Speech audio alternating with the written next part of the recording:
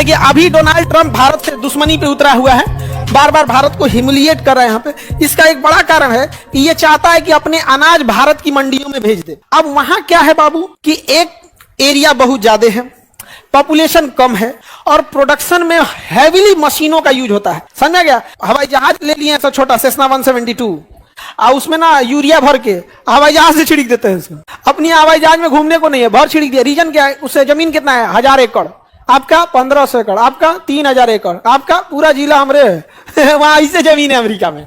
तो वहां के किसानों की तुलना हमारा यहाँ का 1 बीघा खेती करने वाला किसान नहीं कर पाएगा। वो कहां कर पाएगा? तो अगर उसको मोदी जी परमिशन दे दिए तो केवल उसी का गेहूं बिकेगा, केवल उसी का गेहूं बिकेगा, क्योंकि उसका गेहूं हो जाएगा सस्ता।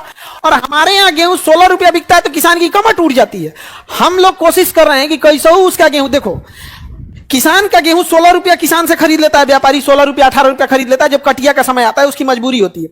समस्या ये नहीं है कि उससे 18 रुपया, उससे भयानक समस्या समझो, किसान से 16 रुपया 18 रुपया खरीद लेता है तो बाजार में आटा 22 रुपया 23 रुपया बिकना चाहिए। ना ना ना ना 40-50 रुपया बिकेगा। यानी बीच का ये जो फायदा है ये किसान को नहीं है, ये उस रईस इंसान को है जिसके पास एक गल्ला है, गोदाम है रखने के लिए यहाँ पे। इसका मतलब 2% लोग को फायदा के लिए 98% लोगों को भुगतना पड़ रहा है। और इस पे अगर अमेरिका का गेहूं चलाएगा तो कहेगा खुलेआम हमसे ले लो 16 रुपया, तो किसान कहां जाएगा?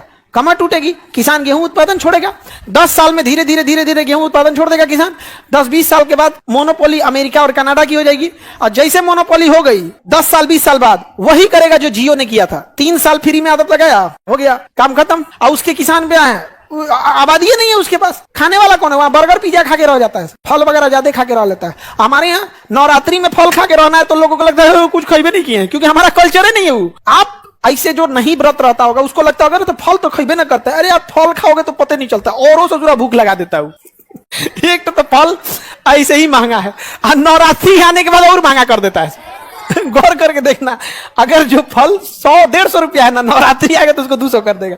आओ चल जाते हैं, 9वें दिन का तब मैटर है, थोड़ा भूखे ना मुआ देता तो कहियो। तो गरीब इंसान बहुत समझते हैं, इसीलिए ना देखिएगा ट्रंप गुस्साया हुआ है। किस पर? भारत पे गुस्सा हुआ है। क्या परमिशन देना चाहिए उसको? बर्बाद कर देगा हम लोग को। हम लोग किसानों के लिए लगे हुए हैं कि क्या कर दे किसानों के लिए। और हमारा तो अंतिम स्टेशन क्या है? किसान। लास्ट स्टेशन किसान है यहाँ पे। ये तो हॉस्पिटल, डायलिसिस, कैंसर हॉस्पिटल, ये वो तो रास्ते में आए हैं ये लोग। लास्ट क्या है?